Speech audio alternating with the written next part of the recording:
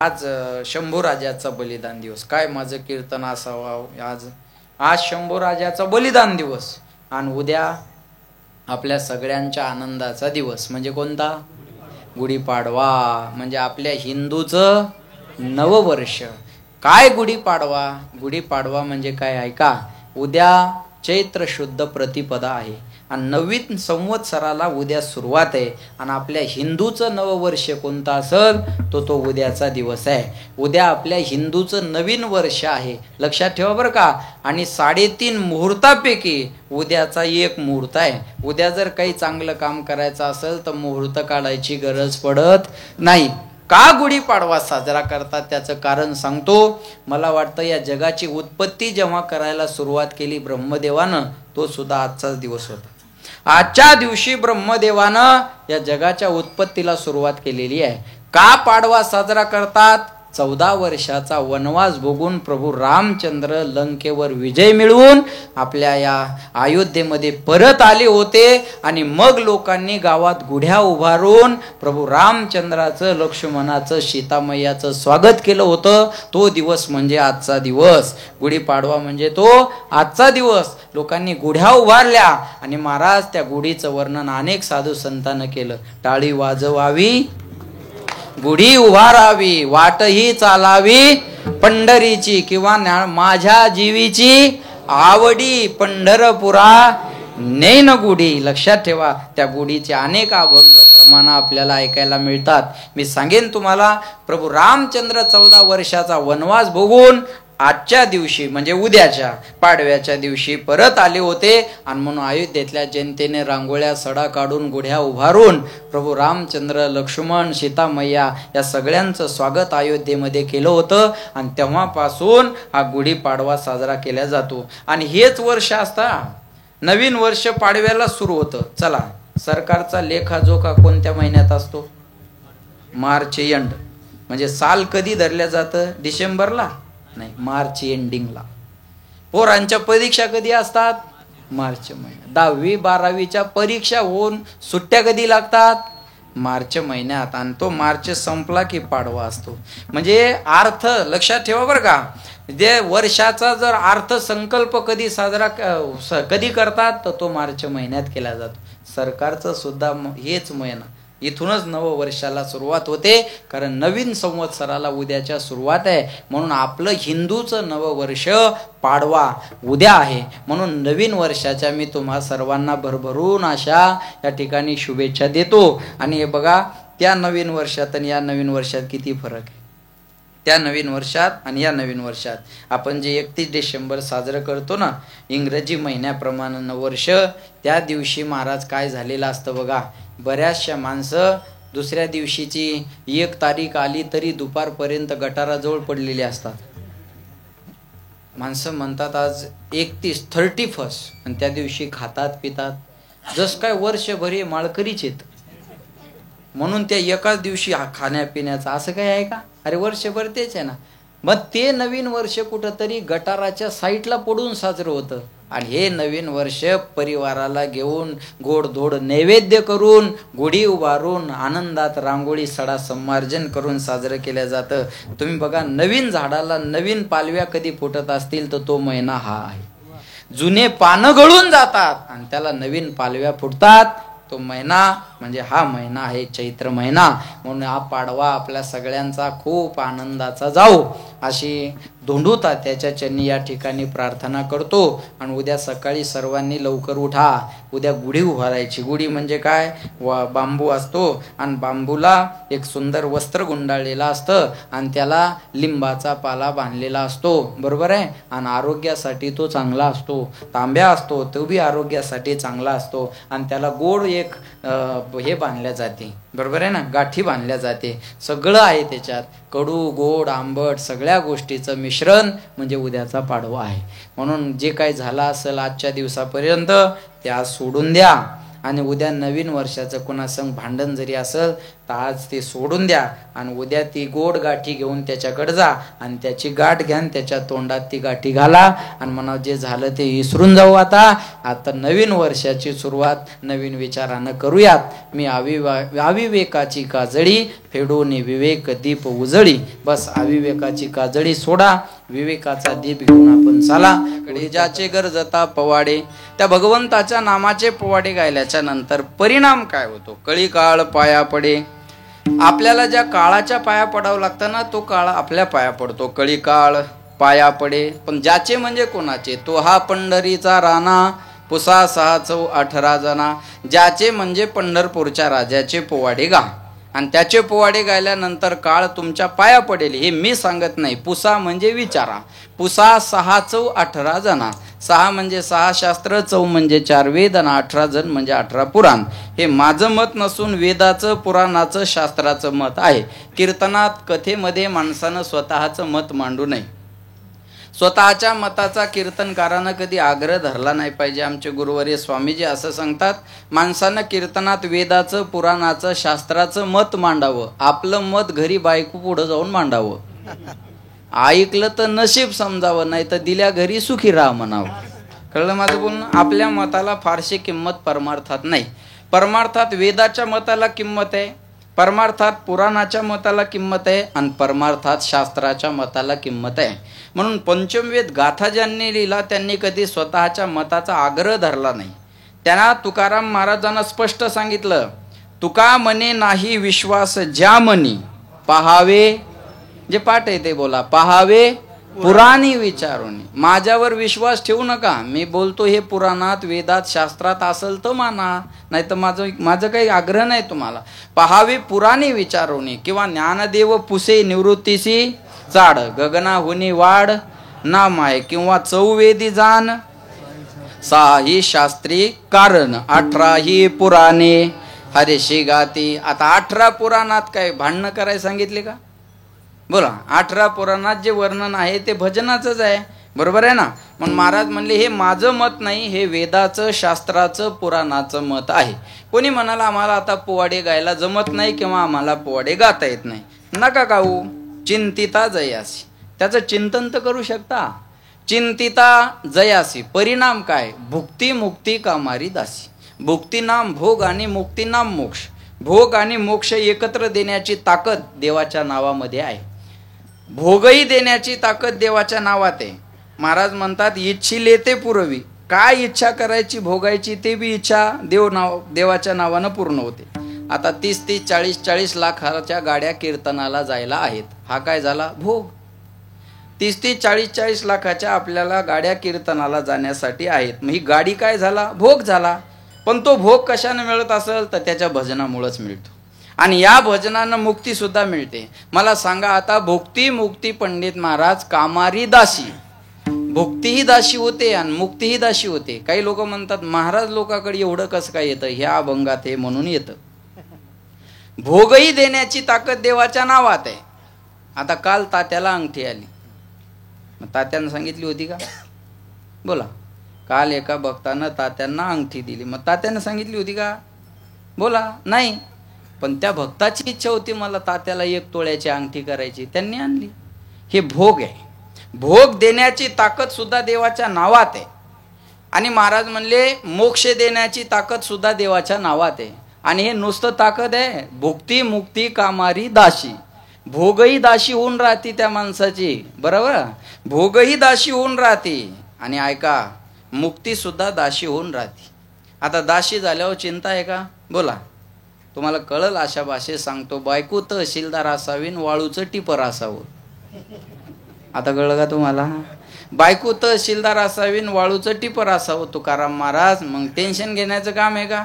काहीच नाही, बरोबर आहे ना? भुक्ती मुक्ती कामारी दासी. बर, महाराज म्हणले आम्हाला भोगही नको आणि आम्हाला मोक्ष नको, आम्हाला वैकुंठाला जायची इच्छा आहे. कशानं जाता येईल? महाराज म्हणले वैकुंठाशी जावे तुका म्हणे ज्याच्या नावे. त्या भगवंताचं नाम घेतलं तर दुर्लभ असणारं वैकुंठ तुम्हाला सहज आणि सुलभ मिळतं.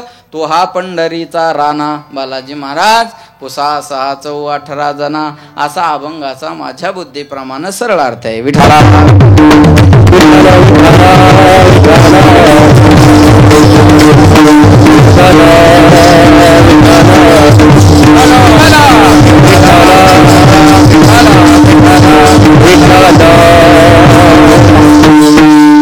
अभंगामध्ये भगवंताच्या नाम सामर्थ्याची ताकद सांगितलेली आहे. भगवंतामध्ये, भगवंताच्या नामामध्ये काय सामर्थ्य आहे त्याचं वर्णन या अभंगामध्ये आहे. फार लक्ष देऊन आहे का. नरदेहाचा विचार केला तर याच्यामध्ये फारसं सामर्थ्य नाही आणि अभंगामध्ये देवाच्या नावाचं सामर्थ्य सांगितलेलं आहे. नरदेहाचा विचार केला तर याच्यात काही सामर्थ्य आहे का. महाराज म्हणले नाही. पशु का होत पनैया नरका कशु नाही होत. एखादं जनावर जर मेलं तर त्याचा कोणताच अवयव निरुपयोगी होत नाही, पण हे जर जनावर गेलं तर याचं काहीच उपयोगाला येत नाही. याला जाळून टाकलं तर राख होते, पुरून टाकलं तर किडे खातात आणि रस्त्यावर फेकून दिलं तर प्राण्यांनी खाऊन याची विष्ठा तयार होते. बाकी याचं काही होत नाही. काय होणार आहे या नरदेहाचं चला बोला. गरिबाची स्मशानभूमी वेगळी, श्रीमंताची गरिबाचं घर वेगळं, श्रीमंताचं घर वेगळं. गरिबाचे कपडे वेगळे, श्रीमंताचे कपडे वेगळे. गरिबाचा मोबाईल वेगळा, श्रीमंताचा मोबाईल वेगळा. गरिबाची गाडी वेगळी, श्रीमंताची गाडी वेगळी. पण आजपर्यंत गरिबाची स्मशानभूमी तीच आहे आणि श्रीमंताची सुद्धा तीच. मी सगळ्या गोष्टी VIP पाहिल्या, पण मी विदेशात जाऊन आलो, मला VIP स्मशानभूमी अजून पाहता आली नाही. माझं बोलणं कळतंय ना तुम्हाला. आजपर्यंत मी महाराष्ट्र, भारत आणि भारताच्या बाहेर दुबई असेल, कॅनडा असेल, 2-3 देशात तरी मी जाऊन आलो, बरोबर आहे. पण अजून VIP स्मशानभूमी मला पाहायला मिळाली नाही. ए मौत तेरे इरादे नेक है, स्मशान में गरीब और अमीर का बिस्तर एक है. गरीबाची स्मशानभूमी तीच आहे आणि श्रीमंताची तीच आहे. ज्यानं काजू बदाम खाल्ले त्याची राख होणार, ज्यानं योजना खाल्ल्या त्याची सुद्धा बोला लक्षात येते ना माझं बोलणं, त्याची सुद्धा राख होणार. ज्यानं चटणी भाकर खाल्ली त्याची सुद्धा राख होणार आहे आणि ज्यानं चांगलं चांगलं पंचपक्वान्न खाल्ले त्याची सुद्धा राख होणार आहे. याच्यापेक्षा या नरदेहाचं काही होणार नाही. मग लक्षात ठेव बरं का. मंजिल तो तेरी यही थी, गुजर गया वक्त यहाँ आते आते, क्या मिला तुझी इस दुनिया से, अपनों ने ही जला दिया जाते जाते. आपली माणसं आपल्याला जाळायला तयार असतात. एका ट्रकवर मी असं छान वाचलं बघा, लक्ष देऊ नाही का बरं का. मौत से किसी की रिश्तेदारी है, आज मेरी तो कल तेरी बारी है. आज मी गेलो, उद्या तुला जावं लागणार आहे. याच्यापेक्षा दुसरं काय होणार आहे या नरदेहाचं. काही होणार नाही. लक्षात ठेवा बरं का. महाराज म्हणले या नरदेहामध्ये सामर्थ्य नाही. माशी पंख पाकडी तव हे सरी. माशीला पंख हलवायला वेळ जास्त लागतो, एवढा मरायला लागत नाही. घमेंड कशाची करता, कशाची घमेंड करता महाराज. लक्षात ठेवा. मेरू तुल्य पृथ्वी दिधल्या सुवर्ण, न मिळे एक क्षण नरदेह. मेरू पर्वता एवढं आणि पृथ्वी एवढं सोनं जरी देवाजवळ नेऊन मांडलं ना, महाराज म्हणले आयुष्याचा एक क्षण वाढून मिळत नाही. क्षणक्षणा हाची करावा विचार, तरावया पार. क्षणाक्षणाला हा विचार. हे बघा, काहीच आठवू नका. रोज उठल्यावर 2 गोष्टी आठवा. एक देवाची आठवण करा आणि एक मरणाची आठवण करा. देवाची मरणाची आठवण ठेवली तर आपलं आपण सुधरू. आपल्याला कोणाच्या सांगण्याची गरज पडणार नाही. 2 माणसाची आठवण ठेवून रोज उठलं की दोघाची आठवण करायची. एक देवाची आणि दुसरं मरणाची. मी मरणार आहे बुवा हे डोक्यात ठेवलं तर बऱ्याचशा वाईट गोष्टी आपण आपल्या बंद करू. महाराज विठाला विठाला. महाराज म्हणले या नरदेहाचा जर विचार केला तर लक्ष द्या, हे रोगानं भरलेलं आहे. या नरदेहामध्ये जर विचार केला तर हे रोगाचं भांडार, दुःखाचे कोठार, दुर्गंधीचे थार. नाही अपवित्र शरीर आहे. या शरीरासारखं अमंगळ आणि अपवित्र दुसरं काही नाही. तू म्हणसाल महाराज एवढा सुंदर नरदेह त्याला अमंगळ म्हणता. 2 दिवस आंघोळ करू नका.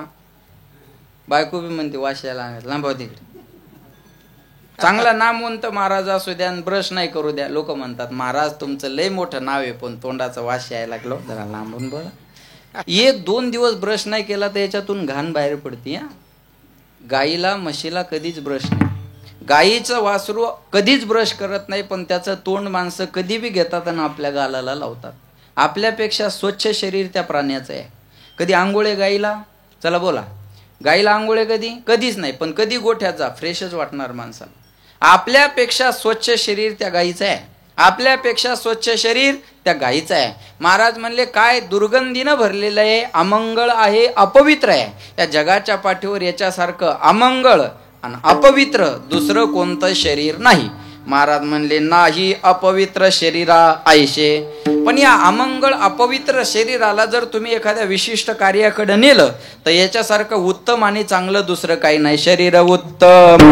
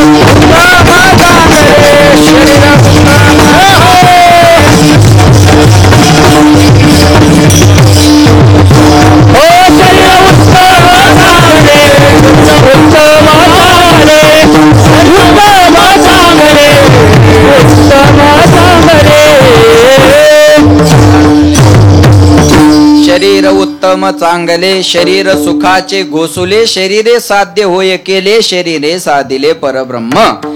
चांगले एज्युकेटेड लोक माझ्या पुढे आहेत. ते म्हणतील महाराज तुमची डबल ढोलकी आहे गाव. काही सेकंदापूर्वी आम्हाला म्हणले की शरीरासारखं अमंगळ अपवित्र दुसरं काही नाही आणि दुसऱ्या मिनिटाला म्हणतात शरीरासारखं उत्तम चांगलं काही नाही. तुमची डबल इंजिनची गाडी आहे का? कीर्तनाकडे बी येतील गौतमीकडे बी जाती. बरोबर आहे ना. काही डबल इंजिनच्या गाड्या असतात ना, इकडे बी येतात आणि तिकडे बी जातात. बरोबर आहे ना. यात्रेला बी येत आणि जत्रेला बी येत. कळलं माझं बोल ना. मग तुम्ही असं डबल बोलता का? महाराज म्हणले नाही. शरीर अमंगळ आहे अपवित्र आहे याच्यावर मी ठाम आहे. माणसानं बोलण्यावर ठाम असलं पाहिजे. शरीर अमंगळ आहे अपवित्र आहे याच्यावर मी ठाम आहे. पण शरीर उत्तम आहे चांगलं आहे याच्यावर सुद्धा मी ठाम आहे. शरीर अमंगळ आहे अपवित्र आहे कोणतं? भजना विना राहिलं तर. आणि शरीर उत्तम आहे चांगलं आहे भजन केलं तर. हरी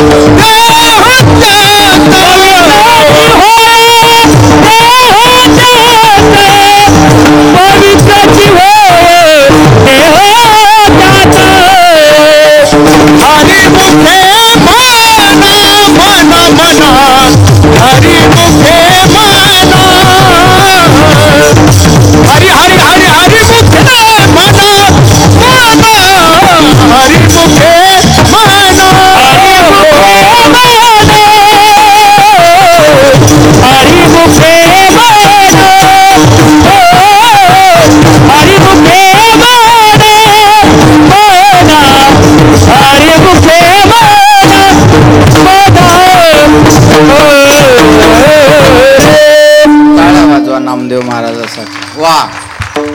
आता या टाळ्या वाजल्या तुमच्यासाठी. पण कशामुळं? देवाचं अभंगाचं प्रमाण म्हणलं म्हणून. हे गाणं म्हणलं असतं तर कोणी टाळी वाजवली नसती मी बी वाजवा म्हणलो नसतो. टाळ्या हाणल्या असत्या. हा चाळे आणले असते टाळ्या वाजवल्या नसत्या. बरोबर आहे ना. महाराज म्हणले आता तुमच्यासाठी ह्या टाळ्या वाजल्या आणि तुमच्या आवाजाला दाद मिळाली. त्याचं कारण एकच आहे. हरिपाठ कीर्ती मुखे जरी गाय. इथल्या इथं घ्या ना. लय लांब जाण्याची काय गरज? लांब जाण्याला काय जायचं?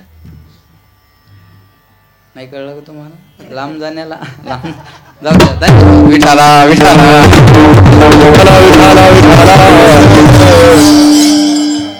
एक गाव असं सुशिक्षित आहे असं मी ऐकतोय. बरोबर आहे ना. गाव सुशिक्षित आहे, इथं नोकरदार माहेरघर आहे नोकरीचं. मग हे असं छोट्या छोट्या गोष्टी अशी दाद दिली पाहिजे त्याला, बरं का.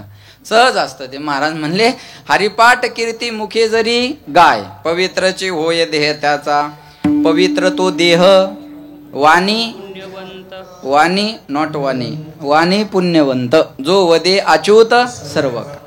महाराज म्हणले त्याचा देह पवित्र आहे, ज्याच्या वाणीनं अच्युताचं भजन केलेलं आहे. पवित्र सोहळी एक तीच भूमंडळी, ज्यांचा आवडता देव अखंडित प्रेम भाव. ते माणसं पवित्र होतात की ज्यांनी अखंड देवाचं नाम चिंतन केलं. आज धोंडू तात्याचा उत्सव एवढ्या आनंदात जर इथं साजरा होत असेल तर त्यांनी काय केलं, हरिपाठ कीर्ती मुखे जरी, आणि म्हणून पवित्रची होय देह त्यांचा. आज 60 वर्ष जरी झाले असेल तर भगवान बाबांची पुण्यतिथी आनंदानं साजरी होते. याचा अर्थ हरिपाठ कीर्ती मुखे जरी गाय. आज 726 वर्षे झाले ज्ञानोबारायांचा सोहळा जर साजरा होत असेल तर हरिपाठ कीर्ती मुखे जरी गाय. आज लक्षात ठेवा बरं का. मला काय या नरदेहाला जर एखादं विशेष महत्व येत असेल तर ते भगवंताच्या भजनाने येता, बाकी कशानेच येत नाही. काही महाराज कीर्तन करत नाही. तात्या कीर्तन करत होते का? धोंडू दादा करत होते का नाही? प्रवचन करत होते का? म्हणजे मला वाटतं शक्यतोवर नाहीच. बरोबर आहे ना. नाही. ऐका, तात्या कीर्तन करत नव्हते, पण अनेक कीर्तनकार इथं घडतात. हे उपकार त्यांच्या नामस्मरणाची ताकद आहे. लक्षात आलं का? लक्षात ठेवा. काही महाराज कीर्तन करत नाही, पण समाज कीर्तनकारापेक्षा त्यांना पूजनीय मानतो. का? ते रात्रंदिवस देवाचं चिंतन करतात म्हणून पूजनीय आहे, म्हणून पूजनीय आहेत. बाकी काय दुसरं? लक्षात ठेवा. म्हणून हरिपाठ कीर्ती मुखे जरी गाय, पवित्रची होय देह त्यांचा. शरीर अमंगळ आहे, अपवित्र आहे. भजना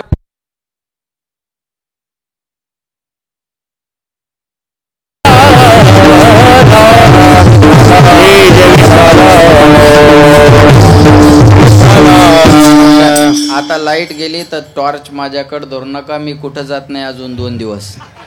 माणसं फायदा घेतात अंधाराचा, तिकडे धरत जा. बरोबर आहे ना. असं आहे महाराज. लक्षात ठेवा. महाराज म्हणले त्यांच्या देहाला पवित्रता का आली तर भगवंताच्या नामचिंतनामुळे आली. बस एवढीच ताकद आहे. नरदेहात याच्यापेक्षा दुसरं कोणतं मोठं सामर्थ्य नाही. कोणी म्हणाल मी बंगला बांधला, लक्ष देऊ नाही का बरं का. नाम चिंतन सोडलं तर नरदेहात दुसरं सामर्थ्य नाही. कोणी म्हणाल मी बंगला बांधला, ज्या चिमणीला हातपाय नाही ती खोपा बांधते. तिच्या लेकरा बाळासाठी राहण्याची व्यवस्था तिला सांगायची गरज आहे का? मग आपण काय तीर मारला बाबा मी लेकरा बाळासाठी घर बांधलं, ती चिमणी बी बांधती.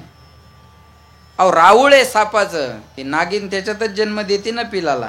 मग तिला माहित नाही का लेकरू याच्यात जन्माला घातलं पाहिजे. कुत्री असू द्या, थोडी का होईना जमीन उकरती आणि त्याच्यात पिलाला जन्म देते. बरोबर आहे. मग कोणी म्हणाल मी बंगला बांधला, ज्या चिमणीला हातपाय नाही ती खोपा बांधते. कोणी म्हणाल मला पोरग झालं, तुला वर्षात 1 झालं. कुत्रीला एका टायमाला 6 होतात. कलर बदलून, क्वांटिटी आणि व्हरायटी दोन्ही बी गोष्टी. बरोबर आहे ना. कोणी म्हणाल बांड हे इथं, काळं हे इथं, बुरक हे इथं. मग एवढं आपल्याकडे आहेत का वर्जन? चला बोला. लक्षात आलं का माझं बोलणं? बरं 1 टाइम आहे. मग काय पुरुषार्थ आहे? लेकरं पैदा केले बाबा, अरे तिला एका टायमाला 6 आहे ना.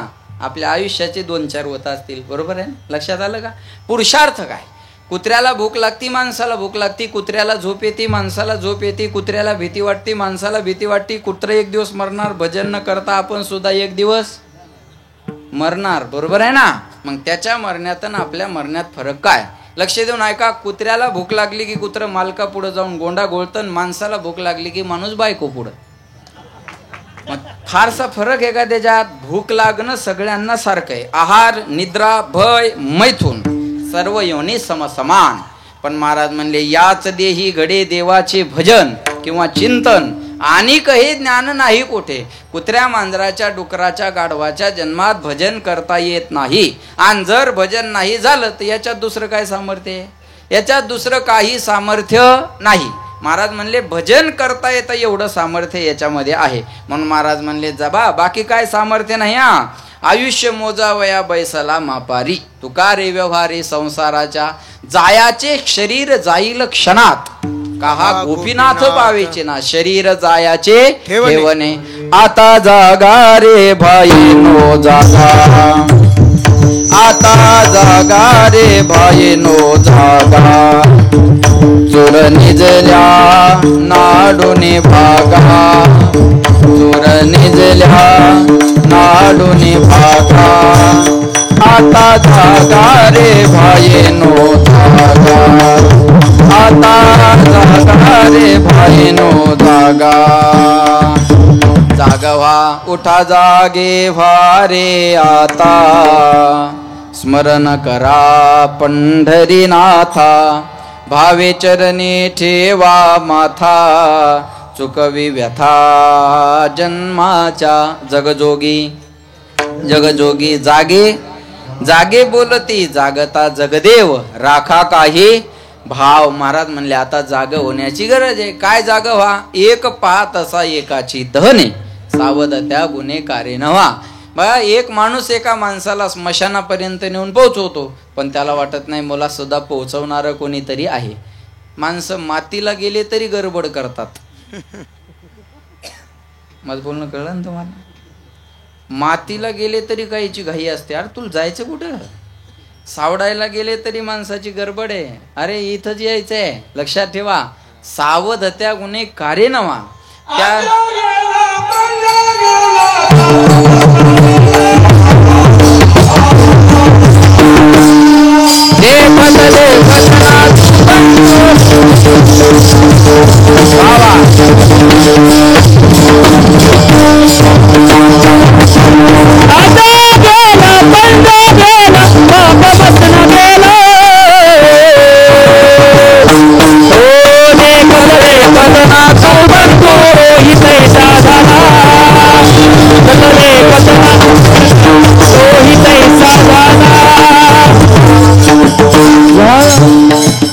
आजा मेला पंजा का पंजा, दोन्ही बी मेले, जाऊ द्या तिकडं. हा, आजा मेला पंजा मेला, बाप मसना नेला, देखत देखत नातू पंतू तोही तैसा झाला. उठा उठा जागा पाठी भयाले मोठे, पंढरी वाचूनी तुझा ठाव नाही कोठे. आता जाग होण्याची गरज आहे, सावध होण्याची गरज आहे. लक्षात ठेवा.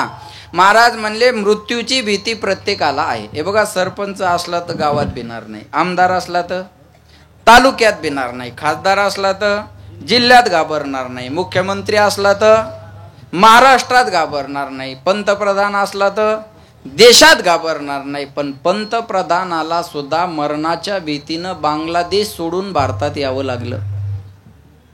आता काय याला तुम्ही खोटं म्हणू शकत नाही. ते तिथं काय कूलर वगैरे चालू आहे का? हा, जनरेटर लाईट आली का? मग ते बंद करा ना, टाका ते लाईटवर केलंय का? ते पण तिकडेच आहे का? ओके. विठाला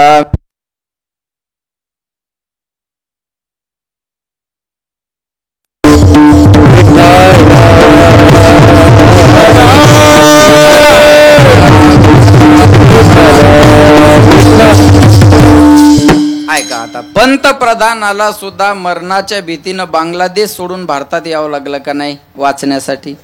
पंतप्रधानाला सुद्धा भीती आहे म्हणून Z+ सुरक्षा सोबत ठेवावी लागते. मरणाची भीती नाही का? अरे मरणाची भीती सर्वाला आहे. आणि मृत्यूची भीती वाटली की माणूस याचे त्याचे पाय धरतो. पहिल्यांदा पाय धरतो घरच्यांचे, मला दवाखान्यात न्या. नंतर पाय धरतो डॉक्टरांचे, पैसे किती बी लागू द्या, फक्त मी मेलो नाही पाहिजे. मी आणखी योजना खातो, तुम्हाला पैसे देतो, पण मी मेलो नाही पाहिजे. लक्ष देऊ नाही का बरं का? मी मेलो नाही पाहिजे. डॉक्टर म्हणतात हे बघा, प्रयत्न करणं आमच्या हातात आहे, तुम्हाला वाचवणं आमच्या हातात नाही. डॉक्टरच्या हातात वाचवणं असतं तर निदान डॉक्टर तर शिल्लक राहिली असते. माझं बोलणं कळते ना तुम्हाला? डॉक्टर तरी राहिले असते का नाही? ते सरळ सांगतात. अहो मेजर ऑपरेशन असेल तर ते सिग्नेचर घेतात. जर कमी जास्त झालं तर आम्ही जबाबदार नाही. काय तुमची परवानगी असेल तर हात लावतो, नाही तर तुम्ही दुसऱ्या दवाखान्यात नेऊ शकता. कळलं माझं बोलणं?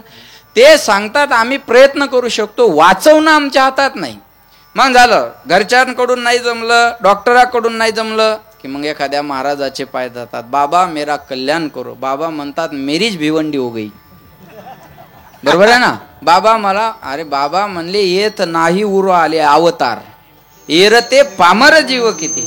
एड्या अवतारांना अवतार कार्य संपून जावं लागलं. अवतारांना जावं लागलं. मग अवतावरल्याला किती वेळ लागणार आहे?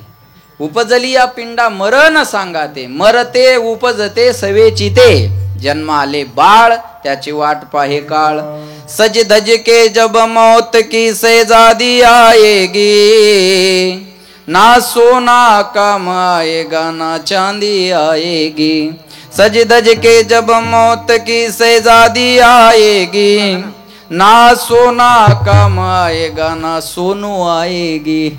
महाराज म्हणले मृत्यूचं बोलावून आलं. देह जाईल देह जाईल देह जाईल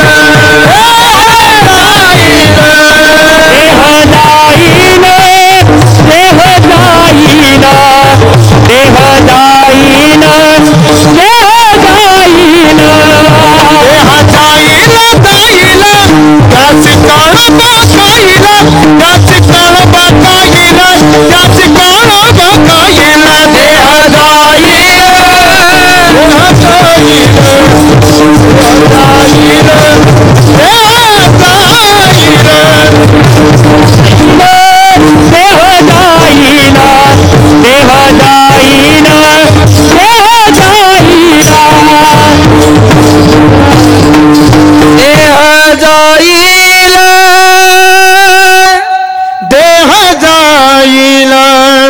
देह जाईल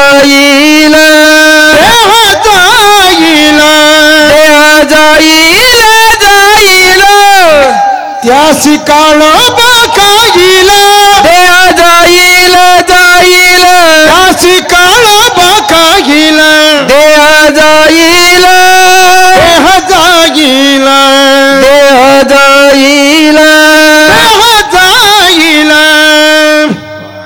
महाराज म्हणले देह जाणार, देहा पाचाचा आणेला उसना शेकी ज्याचा त्याला देणे लागे. महाराज म्हणतात सगळी जाणारीच माणसं आहेत ना. अहो इथं कोणी राहायला आलेलं नाही. मग महाराज मृत्यूची भीती वाटली की माणूस पाय धरत राहतो बरं का. अनेकांचे पाय धरतो पण ही भीती जात नाही. लक्षात ठेवा बरं का. मी उदाहरण सांगतो तुम्हाला म्हणजे कळेल. आता तुम्ही समजा मुंडे गुरुजीच्या घरी गेले, आपण उदाहरण घेऊया. मुंडे गुरुजीच्या घरी गेले आणि त्यांच्या घरचं कुत्रं जर आपल्या अंगावर धावून आलं, लक्ष द्या ना. कुत्रं आहे का तुमच्या घरी? नाही? बरं झालं, आपण घेऊ, धरू उदाहरणात, काय अडचण नाही. हा, आता यांच्या घरचं जर कुत्रं आपल्या अंगावर धावून आलं तर आपण त्याला हाड म्हणावं का? बोला. कुत्र्याला हाड म्हणावा? नाही. हाड म्हणलं तर पुन्हा धावून येईल. मग त्याला दगड मारता का? नाही. दगड मारलं तर चावण्याची भीती आहे. हाड म्हणलं तर भुंकण्याची भीती, दगड मारला तर चावण्याची भीती. अहो महाराज, मग आता कुत्र्यापासून सुटायचं कसं? त्याला हाडही म्हणू नका आणि त्याला दगडही मारू नका. त्याच्या मालकाला आवाज द्या, मुंडे सर या तुमच्या कुत्र्याला आवरा.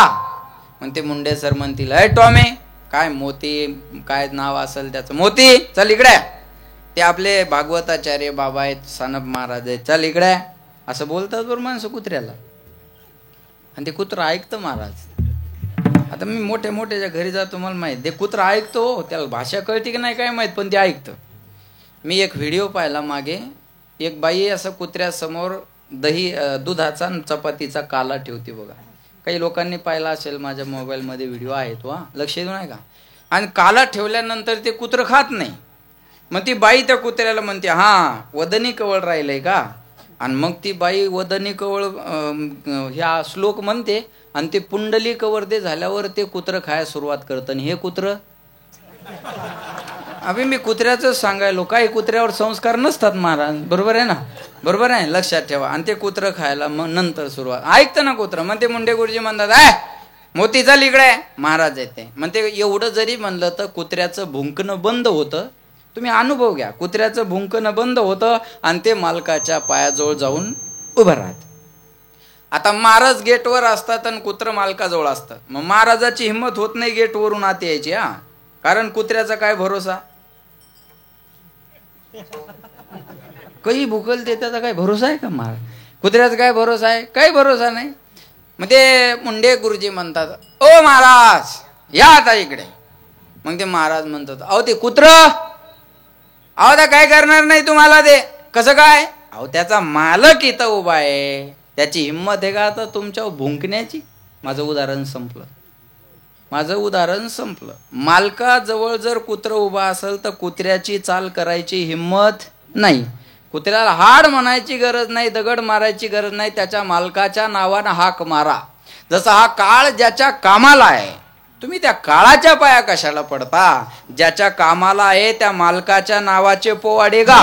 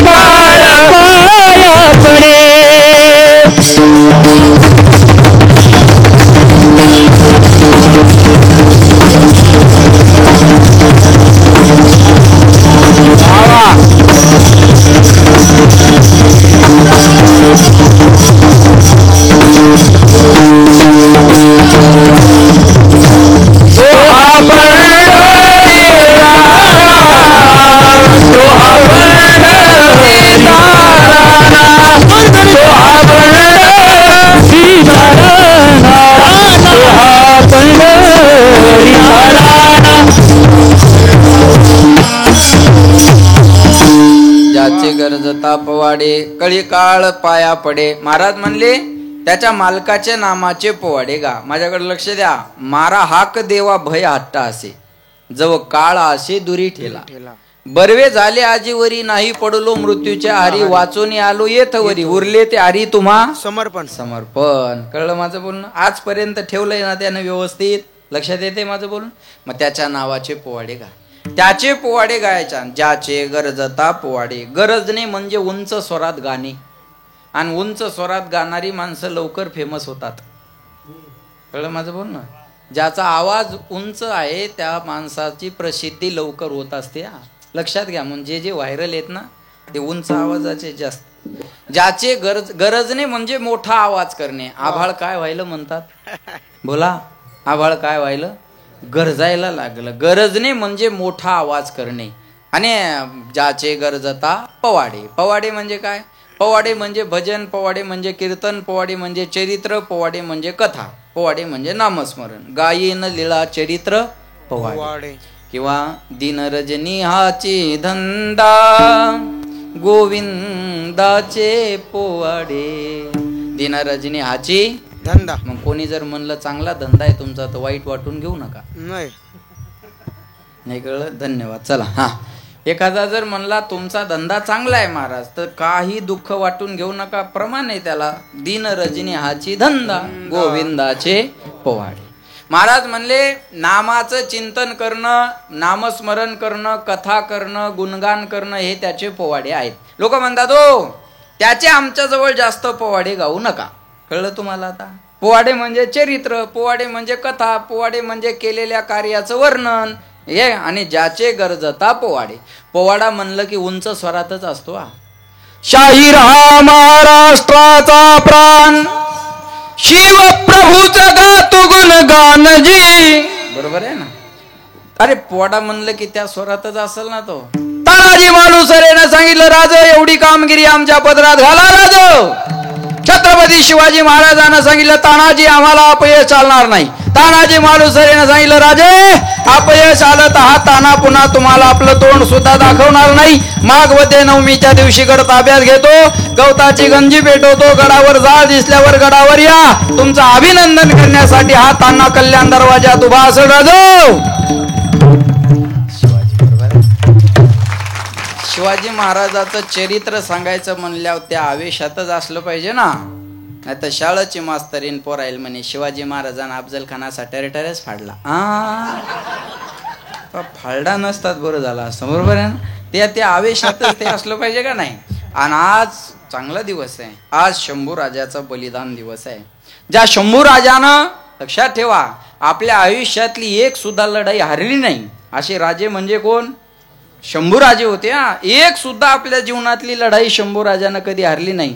अरे एवढ्या वर्षाचा इतिहास आज जरी नुसतं चित्रपटाच्या माध्यमातून पाहिला तर लोक आज रक्त सळसळायला लागलं. लक्षात ठेवा, नख काढता काढता थोडं जर बाजूला गेलं तर त्याचा त्रास किती होतो आपल्याला त्याची जाणीव आहे. अरे ज्यांचे नख उपसलेले आहेत, ज्यांच्या डोळ्यात सळ्या घातलेल्या आहेत, ज्यांच्या अंगाची कातडी सोललेली आहेत, त्या शंभू राजानं सगळं जर सहन केलं असेल तर ते या स्वराज्यासाठी केलेलं आहे.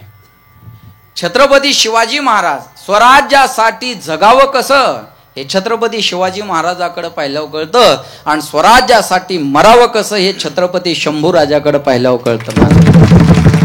देश धर्म पर मर मिटने वाला शेर शिवा का छावा था, महापराक्रमी परम प्रतापी एकही शंभू राजा था. या राष्ट्रात आपण जन्म घेतलेली माणसं आहे. लक्षात येते माझं? या राष्ट्रात आपण जन्म घेतलेली माणसं आहे. लक्षात ठेवा, मला काय सांगायचं, त्या शंभू राजानं वयाच्या 14व्या वर्षी संस्कृत मधला बुधभूषण नावाचा ग्रंथ लिहिला होता.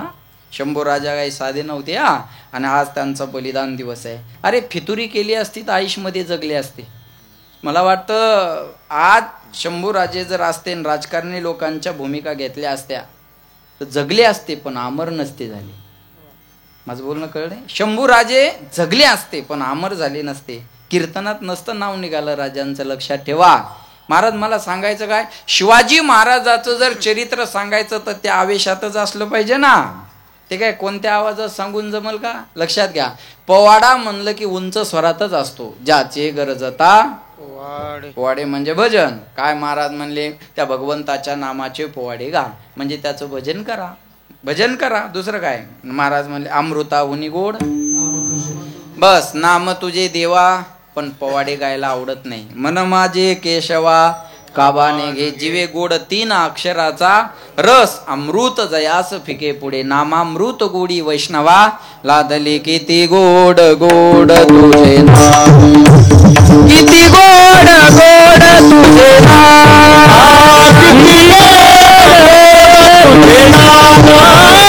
किती गोड तुझे नाम, किती गोड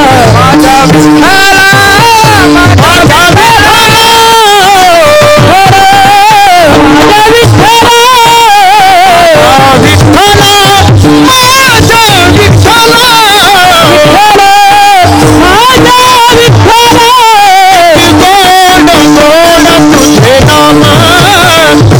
माझा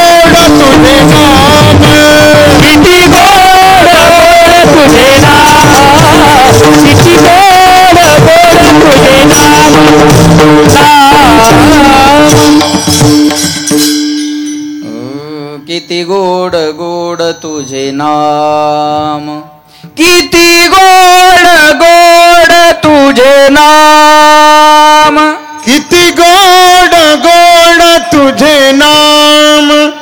माझा विठ्ठला माझा विठ्ठला माझा माझा विठ्ठला.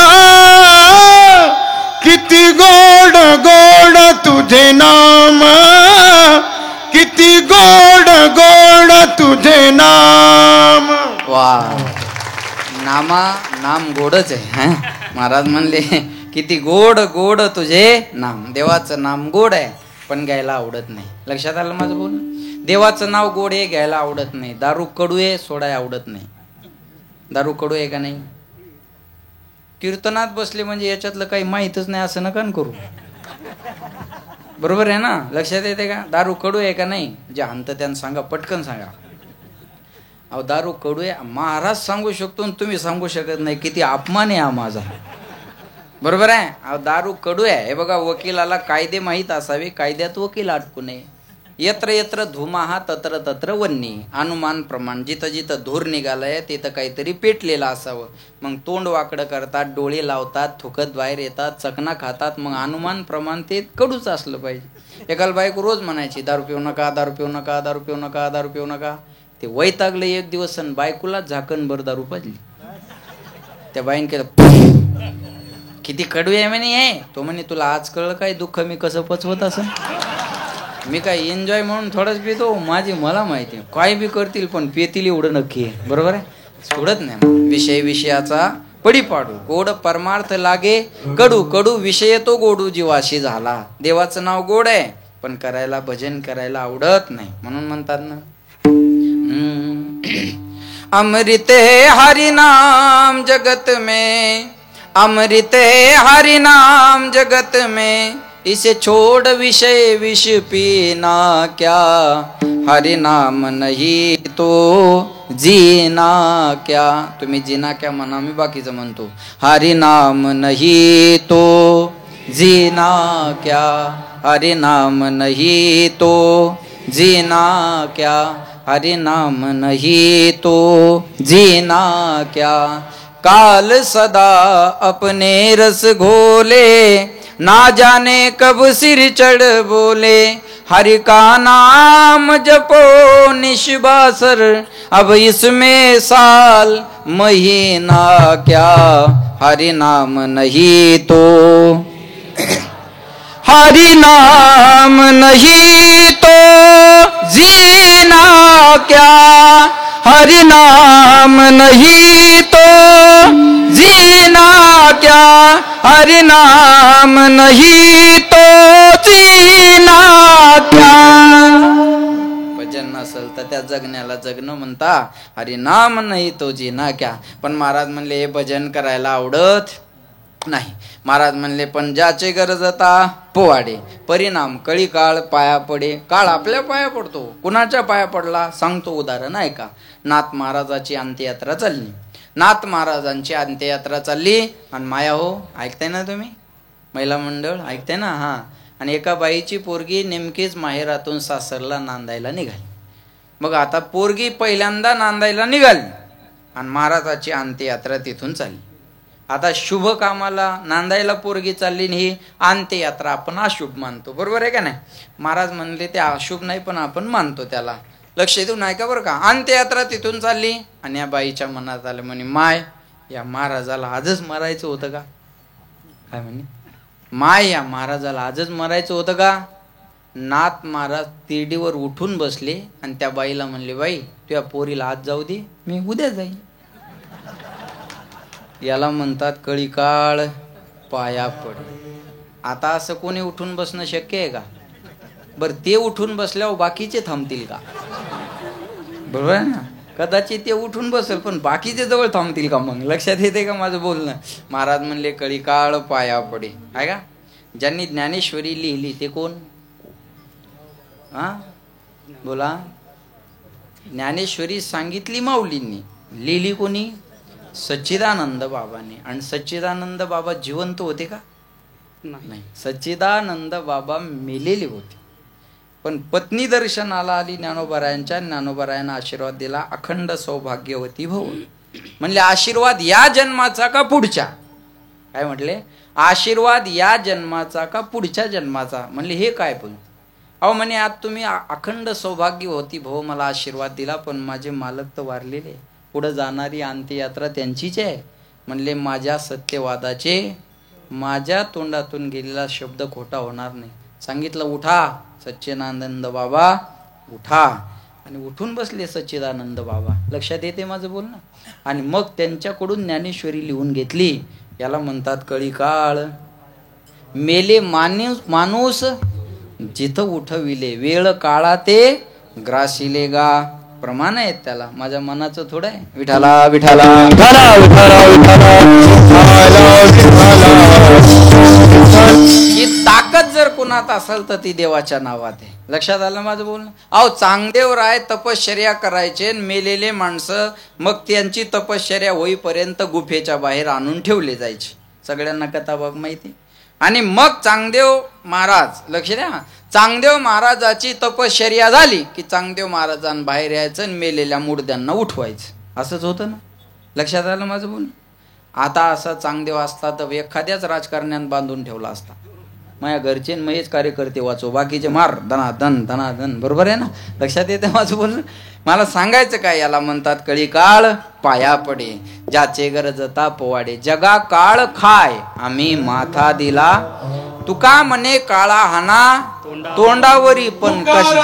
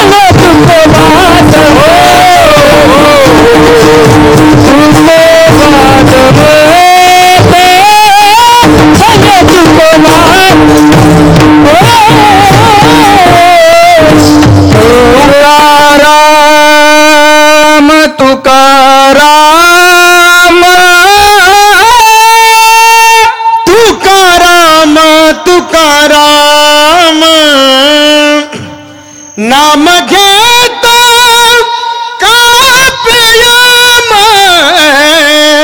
नाम घेता कापियम. तुकोबा समर्थ जेने केला हा पुरुषार्थ, म्हणून ज्याचे गडदता पोवाडे कळी काळ पाया पडे. आपण ज्याचे म्हणजे कुणाचे? महाराज म्हणले तो हा पंढरीचा राणा, कुसासाच वाटरा जरा, तो पंढरपूरचा राजा आहे. ज्याचे हे सर्वनाम आहे. बरोबर? ज्याचे हे सर्वनाम आहे. ज्याचे म्हणजे कुणाचे? पंढरपूरचा राजा, तो हा पंढरीचा राणा. सरपंच गावचा कोण असतो? सरपंच गावचा राजा. राजा, बरोबर आहे? सरपंच गावचा राजा, आमदार तालुक्याचा राजा, खासदार जिल्ह्याचा राजा, मुख्यमंत्री महाराष्ट्राचा राजा. आणि देशाचा राजा कोण? बोला. पंतप्रधान चुकीचं आहे, राष्ट्रपती. पंतप्रधान त्याच्या खालची पोस्ट आहे. या भारतातलं सर्वोच्च नागरिकत्व कोणता असेल तर ते राष्ट्रपती, द्रौपदी मुर्मू. बरोबर आहे ना? लक्षात ठेवा. मग राष्ट्रपती. पण या जगाचा राजा कोण आहे? महाराज म्हणले कानडा राजा पंढरीचा, कानडा राजा पंढरीचा, कानडा. बसलेल्यांनी म्हणा वेदा नाही कळला अंत पार याचा, कानडा कानडा. निराकार तो निर्गुण ईश्वर, जसा प्रगटला असा विटेवर उभय ठेविले, हात कटेवर पुतळा चैतन्याचा, कानडा. वा, कानडा पंढरीचा, कानडा राजा पंढरी. हा नाम्याची खीर चाखितो, चोखोबाची गुरे राखितो, पुरंदराचा हा परमात्मा वाली दामाजीचा,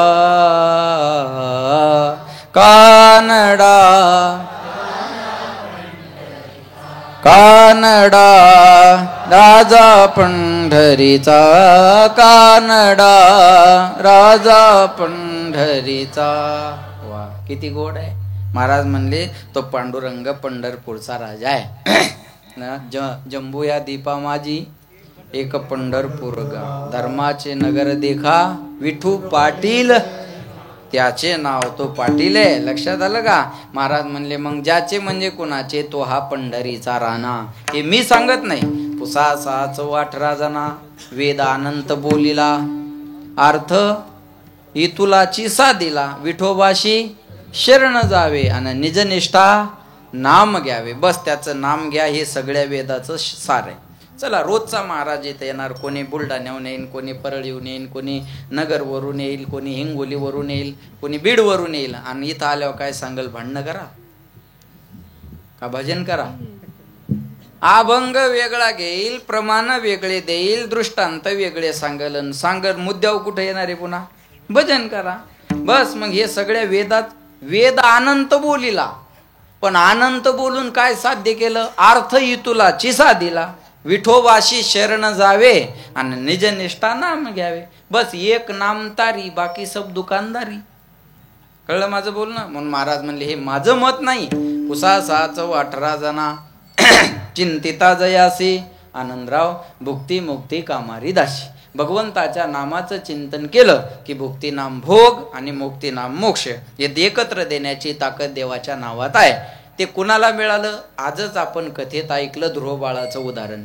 36,000 वर्षापर्यंत राज्य करा आणि राज वैभव भोगण्याचा कंटाळा आल्यावर मला आवाज द्या, मी तुम्हाला घ्यायला येईल. आणि मग आढळपदी बाळ बैसविला ध्रुव. कळलं माझं बोलणं. ते आढळ पद मिळालं. ऐशी बात बोलिये कोई ना बोले झूठ, और ऐशी जगा बैठिये कोई ना बोले उठ. असं बोलावं माणसानं की त्याला कोणी खोटं म्हणलं नाही पाहिजे, आणि अशा जागी बसावं की कोणी उठ म्हटलं नाही पाहिजे. आणि ते मिळत जर कशाला असेल तर चिंतिता जयासी, भुक्ती मुक्ती कामारी दासी.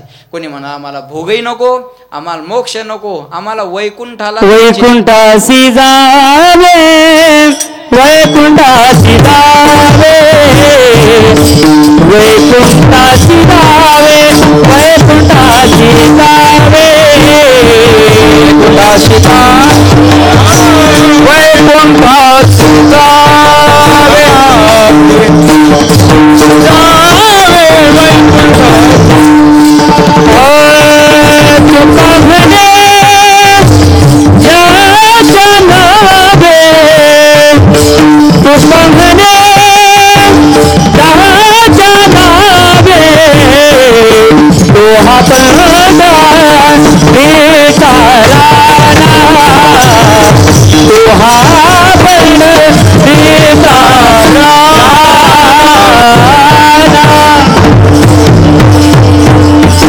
वैकुंठासी जावे तुका म्हणे ज्याच्या वैकुंठासी जावे तुका म्हणे ज्याच्या नावे. थोडासा आवाज द्या. महाराज म्हणले आम्हाला आता मोक्ष नको. लक्ष द्या. आम्हाला भोगही नको, मोक्ष नको, मग आम्हाला वैकुंठाला जायची इच्छा आहे. लक्ष देऊन आहे का बरं का. वैकुंठाला सगळ्यांना जायला आवडतं.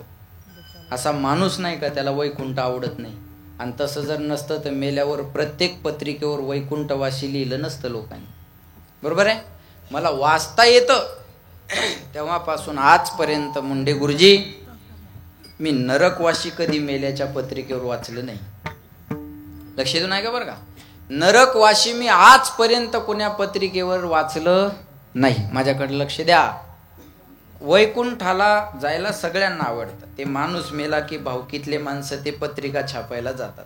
बरोबर आहे.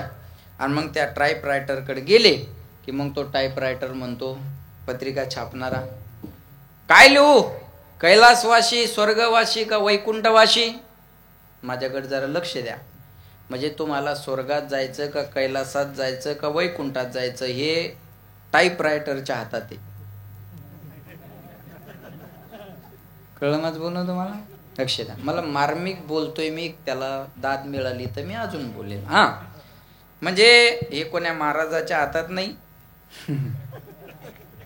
हे कोणत्या देवाच्या हातात नाही, टाईपरायटरच्या हातात आहे. तुम्हाला कैलासात न्यायचं का स्वर्गात न्यायचं का वैकुंठात न्यायचं. जाणकार लोकांसाठी मी बोलेल. हे बघा, वैकुंठ टाईप करण्या एवढ्या सोप्या टाईपचं नाही. हे जाणकार स्टँडर्ड लोकांना माझं बोलणं कळेल ना. वैकुंठ टाईप करण्या एवढं सोप्या टाईपचं नाही. वैकुंठ टाईप करणं सोपं आहे, त्या टाईपचं होणं अवघड आहे. वैकुंठ टाईप करणं सोपं आहे, पण त्या टाईपचं होणं सोपं नाही महाराज. लक्षात आलं का माझं बोलणं? मग लिहितात माणसं, ते छापणारे म्हणतात अरे लिहिना काय बी, वैकुंठवाशीले नाही तर स्वर्गवाशीले नाही तर कैलासवाशीले. बरोबर आहे, ऐका. आणि माणसं लिहितात वैकुंठवाशी, स्वर्गवाशी, कैलासवाशी. मग नरकवाशी कोणी लिहित नाही. आजच नरकाचं वर्णन आपण कथेमध्ये ऐकलं 6व्या स्कंदामध्ये. लक्ष देऊ नाही का बरं का? मला वाटतं 5व्या स्कंदामध्ये. 5व्या स्कंदामध्ये रहुगणाला सांगत असताना, आता झालं थोडंच राहिलं, सण कर म्हणाव तिला, आता झालं थोडं राहिलं. आता रहुगणाला सांगत असताना लक्ष द्या, जड भरताना उपदेश केलेला आहे हा, की ज्याने ज्याने जसं जसं कर्म केलं तसं तसं त्याला त्या नरक यातना भोगावं लागतात. इथून खाली संयमनीपुरी आहे आणि तिथं 28 प्रकारचे नरक आहे. रौरव, महारौरव, कुंभीपाक, तामिश्र, अंध तामिश्र. आणि ज्याने ज्याने ज्या ज्या कर्माचं ज्या भोग घेतला तशा पद्धतीनं त्याला त्या नरकाच्या यातना भोगाव्या लागतात. लक्षात ठेवा. ओके, माझं बोलणं लक्षात घ्या. मग नरकवाशी कोणी लिहित नाही, मग नरकात माणसं जात नाहीत का? हे बघा, मेल्यावर ही बोलण्याची पद्धत असते. आमच्या इकडं ते सावडायचा कार्यक्रम मोठा असतो. तुमच्या इकडं सर्व पाहुणे मातीला जमतात जास्त का सावडायला जमतात? का 10व्याला का 13वीला? तुमच्या इकडं काय मोठं असतं? अंत्यविधी मातीला मोठा. आता आमच्या इकडं ते सावडायला असतं, कारण अंत्यविधीला कोणी जवळ असतं कोणी लांब असतं, मग वाट पाहायला वेळ होतो. मग सावडायला सगळे पाहुणे रावडे येतात. आणि मग तिथं आलं की आता त्या श्रद्धांजल्या वाहण्याच्या प्रथा सुरू झाल्या बघा. तुमच्या इकडं आहे का नाही मला माहित नाही, पण आमच्या इकडं त्या श्रद्धांजल्या व्हायच्या. मी तिथं बोलत नाही बघा. ते सावडाय गेल्यावर मी बोलायचं टाळतो आणि लग्नात आशीर्वाद देण्याचं एक टाळतो. लग्नात आशीर्वाद का देत नाही? कारण कोणाच्याच आशीर्वादानं भांडणं थांबत नाहीत. कळलं तुम्हाला? बरोबर आहे, आपलंच बरोबर नाही, ह्या आपल्या आशीर्वादाने ह्याच काय होणार आहे? मग असं एक मनात शंका येते, बाबा त्याच्या हे व्यवस्थित करा असं वाटतं. मग हे, आणि अजून त्याचं दुसरं कारण आहे आशीर्वादात न बोलण्याचं, कारण वेळ खूप झालेला असतो. नाचणाऱ्यांनी पहिलाच मुहूर्त पुढं, पहिलं फक्त देव बापाला परेशान करतात ते मुहूर्त काढाय. चांगला काढा बरं का, व्यवस्थित बघून घ्या बरं का. ते पहा एकदा व्यवस्थित झालं पाहिजे. आणि ते मुहूर्त काढायला त्याला परेशान करतात आणि कोणतंच लग्न मुहूर्तावर लागत नाही. अरे थोडा जरी मुहूर्त टळला ना तर अनर्थ घडत असतो, पण ते होत नाही. लक्षात ठेवा. आणि मग त्या लग्नात वेळ झालेला असतो, सगळ्यांना वाटतं पटकन लग्न लागावे, आपापल्या घरी जावं. आणि तिथं मग सगळा उशीर झालेला आणि मग आशीर्वाद देणाऱ्याची लाईन असते. बरं, आशीर्वाद द्यायला आलेला घरून भांडून आलेला असतो. माझं बोलणं कळते ना तुम्हाला? घरून भांडणं करून आलेला इथं लग्नात नवरदेवाला नवदाम्पत्याला आशीर्वाद देत असतो बघा. आणि मग त्याचा आशीर्वाद सुरू असतो आणि खालचे लोक शिव्या देत असतात. अरे उरक ना पटकन, बरोबर आहे ना? मग तिथं एक बोलायचं नाही आपण. आणि सावडायला मातीला गेलं की एक बोलत नाही मी, का तिथं सगळं खोटंच बोलावं लागतं. सावडायला गेले की खरं बोलता येतं का? खरं बोलता येत नाही ना. तो कसा जरी असला तर म्हणावं लागतं यांच्या जाण्यानं खूप मोठी हानी गावाची झालेली आहे. यांच्याबद्दल जर बोलायचं झालं तर यानं कबूल केलेली वर्गणी बाप जन्मी दिली नाही. कबूल केलेली वर्गणी यांच्या बाप जन्मी कोणी दिलेली नाही. यांनी उसने घेतलेले पैसे लोकांचे कधी माघारी दिले नाही. हे तोबाडानं कधी कुणाला चांगलं बोलले नाही. पण म्हणावं लागणारे मन मिळावू स्वभाव, बरोबर आहे ना? मन मिळावू स्वभाव. गावातल्या सगळ्या कार्यात हे बिघडवायला हजर राहायचे. नाही कळलं का तुम्हाला? गावातल्या सगळ्या कार्यामध्ये हे सुधरवायला नाही बिघडवायला हजर राहायचे. बरोबर आहे ना? लक्षात ठेवा बघा. आणि असं खोटं खोटं बोलावं लागतं. आणि मग सगळं बोलून झालं की माणसं म्हणतात भगवंताने आपल्या पायाजवळ यांना जागा द्यावी. देवाचा मेवना आहे का? हा, देवाचा मेवना. अरे पाय लक्ष्मीचे तिशी यावे, तिला का कुलती यावं लागतं ते पाय धरायला. आणि यानं 90 हाणून गेला. 90 हाणून मेला तरी वैकुंठ वाशीन, काकडा करून मेला तरी वैकुंठ वाशीन. मग एका 90 जर वैकुंठ भेटत, हे पावशेराचे टाळ वाजून वाजून छटाकाव आणायची गरज काय? वैकुंठ म्हणणं सोपं आहे, वैकुंठी जावया तपाचे सायास, लागे करणे नाश जीवाभाऊ. महाराज वैकुंठाला जायचं असेल तर तपाचं सायास करावं लागत असतं. एवढं सोपं आहे वैकुंठ? महाराज म्हणले वैकुंठाला जाणं अवघड आहे, पण ते सहज आणि सुलभ जर कशाने मिळत असेल तर त्याच्यासाठी एकच उदाहरण सांगणार आहे आणि थांबणार आहे. ते नामानं मिळतं. यत् फलम नास्ति तपसा न योगेन समाधीना तत्फलम लभते सम्यक कलो केशव कीर्तनात. महाराज म्हणले कृतय ध्यायतो विष्णू त्रेतायाम यजतो मुखे द्वापारे परिचर्यानाम कलो तद हरी कीर्तनात. कलियुगा माझी करावे कीर्तन तेने नारायण. आणि नारायण कुठं राहतो? नारायण कुठं राहतो? नारायणाचं राहण्याचं ठिकाण काय आहे? वैकुंठ. मग तेने नारायण, मग त्याला भेटायचं म्हणल्यावर कुठं जावं लागेल? वैकुंठात. पण ते मिळतं कशानं? नामानं. उदाहरण सांगतो म्हणजे कळेल काय ताकद असते देवाच्या नाम सामर्थ्यामध्ये. दोघं भाऊ होते बघा. आता उदाहरण लक्ष देऊन ऐका. दोघं भाऊ होते, एकाला भजन कीर्तन आवडायचं आणि एकाला भजन कीर्तन म्हणलं की जमायचं नाही. क्वचित भाऊ असतात. आता हे मुंडे सर आणि तिकडं आमचे मारुतीराव, अशा बऱ्याच जोड्या गावात तुमच्या आहेत, पण मला सगळ्यांचा परिचय नाही. क्वचित भाऊ असे आहेत की महाराजाच्या सेवेत एक भाऊ आहे, इथं सूचना द्यायला एक भाऊ आहे, कार्यकर्त्यासोबत एक भाऊ आहे. सगळ्यांना मला सांगा शेळके मामा, एकच आवड सगळ्यांना असणं एवढं सोपं आहे का? सोपं नाही ना. अहो तुम्हाला उदाहरण सांगेल, रावणाला रामाचं नाव जमत नव्हतं. कळलं माझं बोलणं? आजही काही रावणाला रामाचं नाव जमत नाही. मग ते बरेच राजकारणात असू द्या, कुठं असू द्या, काही रावणाला रामाचं नाव आजही जमत नाही. बरोबर आहे?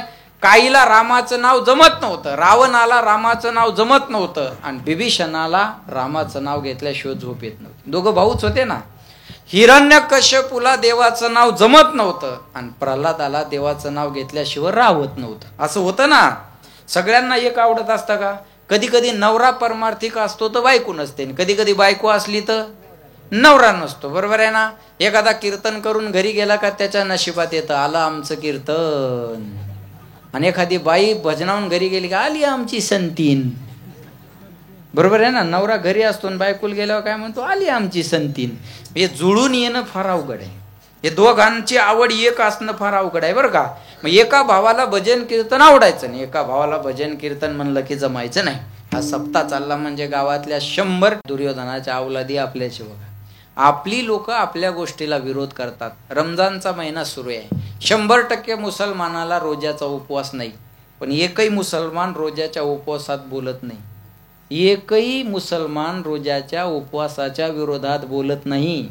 धर्मनिष्ठा आहे लोकांची. त्या शुक्रवारच्या नमाजाची वेळ असू द्या, केवढंही दुकान तुम्हाला बंद दिसेल.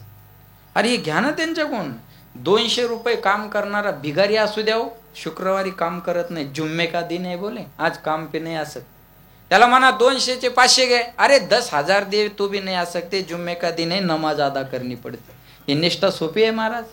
अरे या रमजानच्या महिन्यात थुका सुद्धा गिळायला जमत नाही, पाणी प्यायला जमत नाही. दिवसभर पाणी प्यायचं नाही, थुकाही गिळायचा नाही. त्या मोहम्मद शामीनं पाणी पिलं क्रिकेटमध्ये, किती ट्रोल झाला. मला सांगायचं काय, लक्षात ठेवा. सोडत नाही ते लोक, कोणाला सोडत नाही. आणि सलग महिनाभर आपल्याला वाटतं आपणच लय तीर मारायला लागलो उपासन हे. हा, त्याला महिनाभर आहे, पाणी बी नाही, थुका बी गिळायचा नाही. आपला उपवास तांबर दुधान सुरू होतो, अर्धा किलो खिचडीनं संपतो. बरोबर आहे ना. लक्षात ठेवा. निष्ठा पाहिजे का नाही? धर्मनिष्ठा पाहिजे ना. लक्षात ठेवा. मग एका भावाला भजन कीर्तन आवडायचं आणि एका भावाला भजन कीर्तन म्हणलं की जमायचं नाही. एक दिवस एक पंजाबचे साधू त्यांच्या घरी आले आणि ते महाराज आल्यानंतर या मोठ्या भावाने खंत व्यक्त केली त्या महाराजाकडे. म्हणे महाराज, माझा भाऊ कधी देवाचं नाव घेत नाही हो, पण माझी विनंती आहे तुम्हाला, तुम्ही काहीतरी प्रयत्न करा पण त्याला देवाचं नाव घ्यायला लावा. हे महाराज म्हणले मी 4 दिवस इथं राहतो, नाही 7 दिवस राहतो.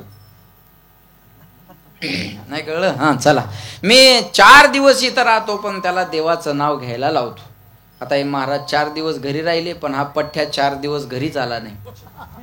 महाराज घरी होते पण हा पठ्ठ्या 4 दिवस घरी आला नाही. महाराज म्हणले आता तो घरीच जर यायला तयार नाही तर त्याला भजन करायला कसं सांगू, एक काम करा म्हणले. महाराज गेले अशी चर्चा करा, मग तो घरी येईल. महाराज गेले अशी चर्चा केली आणि तो घरी आला की दरवाजातून वाकून पाहिलं आणि महाराज दरवाजाच्या मागून निघाले आणि त्याच्या दंडाला धरलं. तो म्हणे, हो सोडा माझ्या दंडाला. ते महाराज म्हणले तू राम म्हण म्हणजे तुझ्या दंडाला सोडतो. तो म्हणे मी तसलं काही म्हणणार नाही, तू माझ्या दंडाला सोडा. महाराज म्हणले तू राम म्हण म्हणजे तुझ्या दंडाला सोडतो. तो म्हणे मी म्हणणार नाही, तू माझ्या दंडाला सोडा. महाराज म्हणले तू जोपर्यंत राम म्हणणार नाही तोपर्यंत तुझ्या दंडाला सोडणार नाही. तो म्हणे तुम्ही किती बी वेळ माझा दंड धरावो, मी राम म्हणणार नाही. कळलं तुम्हाला? मी राम म्हणणार नाही, राम म्हणणार नाही, याच्यात तो राम म्हणून गेला. लक्षात आलं का?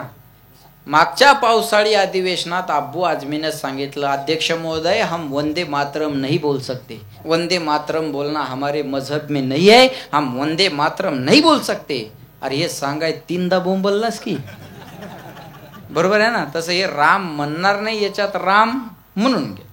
महाराज म्हणले माझं काम संपलं, हे रामनाम तुझ्याकडे जपून ठेव, कोणत्याही हालतीत याचं मोल करू नको, हे तुझ्याकडे जपून ठेव. तो म्हणे तुम्ही माझ्या दंडाला पहिलं सोडा, त्याला सुटका करायची होती, बाकी काय नाही. महाराजांनी त्याच्या दंडाला सोडलं आणि ऐका, त्याचा अंतकाळ जवळ आला. यमाचे यमदूत त्याला घेऊन गेले.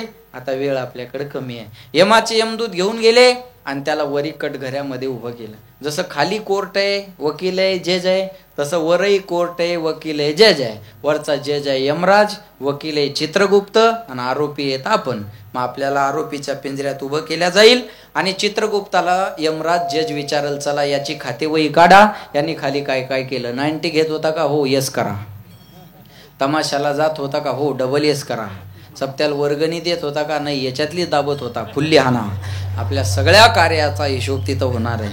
लक्षात आलं? आपल्या सगळ्या कार्याचा हिशोब तिथं होणार आहे. मग यमराजाने विचारलं चित्रगुप्ताला, यांनी खाली काय काय केलं सांगा. म्हणे याची काय फारशी खातेवही पाहायचं काम नाही, याच्या जीवनात सगळं पाप आहे, फक्त नकळत याच्या मुखातून एकदा रामनाम आलेला आहे.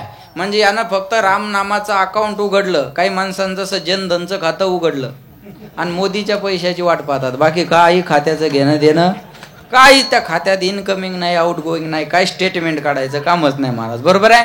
बॅलन्स शीट काढायचं कामच नाही. म्हणजे यानं फक्त एकदा रामनाम घेतलेलं आहे, एवढं पुण्य याच्याकडे आहे, बाकी सगळं जीवनात याच्या पापे, बाकी काही याचं फारसं तपासायचं काम नाही. यमराजाने विचारलं, बघ तुझ्या जीवनात सगळं पाप आहे आणि एका रामनामाचं पुण्य तुझ्याकडे आहे. मग तुझ्या पुण्याचं फळ अगोदर देऊ का पापाचं फळ अगोदर देऊ? तुम्ही म्हणसाल पुण्य केल्यावर पापाचं फळ भेटणार नाही, असं होत नाही. हा, पुण्याचं फळ भेटणारच, पण पापाचं बी भोगावं लागणारच. मग तुझ्या पुण्याचं फळ अगोदर देऊ का पापाचं देऊ? ते म्हणे ते एका नामाचं पुण्य आहे ना. त्याला वाटलं एका नामाचं पुण्य असून असून किती असणार, बाकी तर पाप सगळं आपल्या जीवनात पापच आहे ना. म्हणे एका नामाचं पुण्य आहे ना. यमराज म्हणे हो. मग ते पहिल्यांदा द्या म्हणे, बाकीचं आपलं आपण पाहत बसू. आता एका नामाचं पुण्य आणि याचं फळ मी याला देऊ काय, हे यमराजाला कळलं नाही. तुझ्या नामाचा महिमा तुझं न कळे मेघश्याम. त्याच्या नामात काय ताकद आहे हे त्याला सुद्धा कळत नाही कदाचित. लक्षात ठेव बरं का, त्याच्या नामाची ताकद. म्हणले आता मोठ्याचं नाव घेतलेलं आहे, मोठ्याचं नाव घेतलं आणि जर फळ देण्यात काही कमी जास्त झालं, पुन्हा इन्क्वायरी लागली तर, कळलं माझं बोलणं? मग आपली नोकरी राहील का जाईल काही सांगता येत नाही. काय कळत नव्हतं आता याला काय फळ द्यावं. यमराजाला कळलं नाही एका राम नामाचं फळ मी याला देऊ काय. म्हणले आता आपल्याच्यानं जमणार नाही. म्हणले मग आता चला, देवाचा राजा कोण आहे? बोला. देवाचा राजा इंद्र, सध्या महाराष्ट्राचा राजा देवेंद्र. देवेंद्रच म्हणते, देवेंद्रच म्हणतात त्याला. हा, लक्ष देऊन आहे का बरं का. चला म्हणे आता याला इंद्राकडे घेऊन जाऊ. इंद्राकडे घेऊन गेले. म्हणे यानं एकदा रामनाम घेतलेलं आहे, याला फळ काय द्यावं सांगा, तुम्ही आमचे राजे आहात. इंद्र म्हणे मी फक्त नामधारी खुर्चीचा मालक आहे, फळ देण्याचा अधिकार माझ्यात नाही. मग पुण्याची पावटी सरे सवेची इंद्रपणाची उटी उतरे, मग येऊ लागती माघारे मृत्यू लोका, क्षीणे पुण्य मरते लोकम विशंती. अरे मी 5 वर्षाच्या खुर्चीचा मालक आहे, पुन्हा येईन म्हणलं तर येऊ दिलं नाही लोकांनी मला मध्ये, बरोबर आहे ना. आता आहे माझ्या हातात, बरोबर आहे. अरे मी नामधारी खुर्चीचा मालक आहे म्हणे, याला फळ देण्याचा अधिकार माझा नाही. ते काय लहान मोठ्याचं नाव घेतलेलं आहे, याचं आपल्याकडे जमत नाही. म्हणले मग आता चला म्हणे, आता ज्यानं जग निर्माण केलं त्याच्याकडे जाऊ. मग गेले कुणाकडं? ब्रह्मदेवाकडे. म्हणले चला तुम्ही जग निर्माण करणारे आहात, यानं एकदा रामनाम घेतलं, याला फळ काय द्यावं सांगा. ब्रह्मदेवानं सांगितलं मी फक्त जग निर्माण करणारा आहे, फळ देण्याचा अधिकारी नाही. पक्षवाढीचं काम माझ्याकडे, तिकीट वाटपाचं नाही. कळलं माझं बोलणं? मी याला फळ काय द्यावं सांगू शकत नाही. या ब्रह्मदेवाला सुद्धा कळलं नाही एका रामनामाचं फळ याला काय द्यावं. म्हणले मग आता चला म्हणे जे रात्रंदिवस रामनामाचं चिंतन करतं त्या भगवान शंकराकडे जाऊ. भजन करी महादेव आणि राम पूजी. तिथं भजन करी महादेव आणि इथला महादेव सेवा करतो. कुठे येते महादेव? महादेवच येत नाही, बरोबर आहे ना? महादेवच नाव आहे त्याचं, त्याच्यासाठी टाळ्या वाजवा एकदा जोर. बरोबर आहे ना? लक्षात ठेवा. भजन करी महादेव आणि इथं भजन करणाराची सेवा करी इथला महादेव, असं आहे. लक्षात ठेवा बरं का. भजन करी महादेव म्हणले चला भगवान शंकराकड गेले. त्याला घेऊन भगवान शंकराकड म्हणे तुम्ही रात्रंदिवस रामनामाचं चिंतन करता, यानं एकदा रामनाम घेतलेला फळ काय द्यावं सांगा. भगवान शंकरानं सांगितलं मी रात्रंदिवस रामनामाचं चिंतन जरी करत असल तर ते माझ्या आनंदासाठी करतो, फळाच्या अपेक्षेने नाही. कर्मण्येवाधिकार असते मा फलेषु कदाचन. याला काय फळ द्यावं हे मला सांगता येणार नाही, मला सांगता येणार नाही. बघा यमराजाला काय फळ द्यावं कळलं नाही, इंद्राला काय फळ द्यावं बालाजी महाराज कळलं नाही, दैफळे महाराज ब्रह्मदेवालाही कळलं नाही काय फळ द्यावं. शेवटी भगवान शंकराकडे गेले, भगवान शंकरालाही कळलं नाही काय फळ द्यावं. मग आता ज्यानं एकदा नाव घेतलं होतं नकळत त्याच्यात थोडी डेअरिंग आली. अरे म्हणे आपण तर या एका नामाला लहान समजत होतो आणि यानं तर चौघायला बेजार केलं म्हणे. लक्षात आलं का? याला तर आपण लहान समजत होतो हे तर चौघायला मेळ लागा ना म्हणे. मग त्याच्यात जरा डेअरिंग आली, ताकद आली आणि मग म्हणले आता काय करायचं. आता म्हणे ज्याचं नाव आहे त्याच्याकडे घेऊन जावं लागेल. वैकुंठाशी जावे तुका म्हणे ज्याच्या नावे. ज्याचं नाव आहे त्याच्याकडे आपल्याला याला घेऊन जावं लागल, तिथं याचा हिशोब होईल. पण आता हे एकदा रामनाम घेतलेलं बिथरलं. तो म्हणे ओ सकाळपासून पाहतो म्हणे इकडून तिकडं तिकडून इकडं शांताबाई. नुसते फिरवायला लागले म्हणे तुम्ही मला. अहो काय द्यायचं तर पटकन देऊन टाका. एका नामाचं फळ तुम्हाला देणं होत नाही, तुम्हाला देव म्हणावं का म्हणे. काय द्यायचं तर पटकन इथं देऊन टाका आणि चला मोकळावा. म्हणे अरे बाबा हे नाव मोठ्याच आहे आणि त्याचं नाव आहे त्याच्याकडे आपल्याला जावं लागेल. तो म्हणे मी आता चालू शकत नाही, सकाळपासून चालवताय म्हणे तुम्हाला, मी आता चालू शकत नाही. मग आता काय करायचं. म्हणले मग पालखीत बसतो का. पालखीत बसतो म्हणे. काय म्हणे पा त्याची हाईट कशी आहे. पालखीत बसतो का. पालखीत बसतो म्हणे. मग आता पालखी आणली आणि हा एकदा रामनाम घेतलेला पट्ट्या पालखीत बसला. खांदेकरी कोण. भगवान शंकर, ब्रह्मदेव, इंद्र आणि यमराज. चौघानं पालखी खांद्यावर घेतली आणि पालखी निघाली कुठं. ज्याचं नाव आहे त्याच्याकडं. वैकुंठाशी जावे तुका म्हणे ज्याच्या नावे. वैकुंठाला पालखी चालत निघाली. ऐका भगवंत सिंहासनावर बसलेले होते आणि समोरून आलेली पालखी देवानं पाहिली. आता खांदेकरी जे एवढे जबरदस्त होते, देवाला वाटलं ज्या अर्थी एवढ्या मोठ्या मोठ्या माणसानं खांदा दिला. कळलं तुम्हाला. माणूस काय साधा असेल का बसणारा. एवढ्या मोठ्या माणसानं पालखी जर खांद्यावर घेतली असेल तर पालखीत बसणारा किती धोंडूता त्याचा चुलता असला पाहिजे. बरोबर आहे ना. पालखीत बसणारा किती मोठा असला पाहिजे बाबा यो. बरोबर आहे ना. लक्षात ठेवा. आता भगवंत म्हणले आता आपण सिंहासनावर बसणं बरोबर नाही, आपण 4 पावलं उठून गेलं पाहिजे. भगवंत उठले आणि त्या पालखीकडे चालत निघाले आणि ह्या चौघाईन पाहिलं. अरे म्हणे याला तर आपण लहान समजत होतो आणि याला पाहिल्याबरोबर तो देव उठून यायला लागला. देवाला वाटलं एवढ्या मोठ्याने घेतली म्हणल्यावर ह्यो किती मोठा असन. आता असं भगवंत गेले आडवे, त्याच्या हाताला धरलं आणि त्याच्या हाताला धरून आणलं आणि आपल्या सिंहासनावर बसवलं आणि त्याच्या शेजारी बसले आणि मग या चौघायला म्हणले कशासाठी येणं केलं. म्हणले आता विचारायला शिल्लक काय राहिलं. अहो म्हणे पण कशासाठी येणं केलं आणि हा माणूस कोण तुम्ही खांद्यावर घेऊन आले. अहो म्हणे याचाच झगडा होता, याचंच मॅटर होतं म्हणे. लक्षात आलं का. अरे म्हणे पण हे हाय कोण. अहो म्हणे यानं एकदा राम नाम घेतलं, याचं फळ काय द्यावं पुण्याचं म्हणून आम्हा चौघाला मेळ लागना, म्हणून ज्याचं नाव आहे त्याच्याकडे घेऊन यावं म्हणलं. अहो अजून याला फळ देता काय. हे आमच्या खांद्यावर बसून आलं आणि तुमच्या खुर्चीवर जाऊन बसलं. अजून याला एका नामाचं फळ द्यायचं काय. तुझ्या नामाचा महिमा तुझं न कळे मेघश्यामा. लक्षात ठेवा. वैकुंठाशी जावे तुका म्हणे ज्याच्या नावे. म्हणून नाम तुझे रे नामा. नाम तुझे रे, नाम तुझे रे, नाम तुझे रे नारायणा.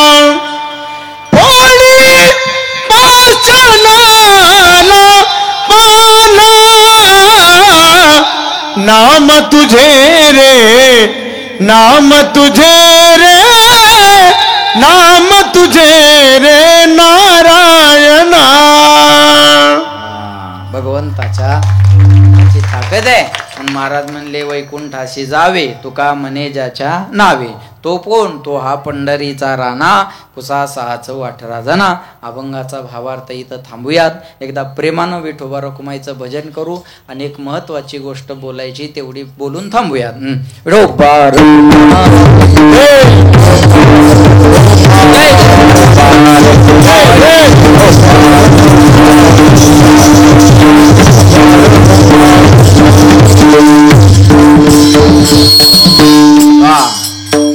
ज्याचे गरज तापवाडे कळी काळ पाया पडे तो हा पंढरीचा राणा कुसा 618 जना. सहजच वेळ निघून गेला. 11 वाजले. 11 वाजून 5 मिनिटं जास्त झाले. तसं वेळेच्या पुढे जायला पाहिजेत नाही. पण काय इथं कथा बी लांबायला लागली आणि कीर्तन बी लांबला. आता एवढ्या रोज बोलायलो म्हणल्यावर आवराव ना मी बी. बरोबर आहे ना? असं आहे का नाही? ते वातावरण कुठं चालली बाई? हो दाजी अहो बसा ना जर सरायला आता. हो दाजी अहो बसा ना जर. ठेवला बुवा मान पाहुण्यानं. बर धन्यवाद. राम राम दाजी. राम राम. असं मधून उठ ना. हा लक्ष द्या माझ्याकडे. छान आपला हा सुरू असणारा नाम सप्ताह. वा काय अडचण नाही. बदलाय जमत. मुख्यमंत्री बदलाय जमतो. पखवाजाचं काय 3 झाले आता. पहिल्यान फडणवीस मग उद्धवराव एकनाथराव उभे राहिले. अजित दादा आता इकडे येऊन उभा राहील वेटिंगला पुन्हा आरतीच्या टायमाला. का हे अडचण नाही. चालतंय काय प्रॉब्लेम नाही. आपला हा सुंदर सुरू असणारा नाम सप्ताह.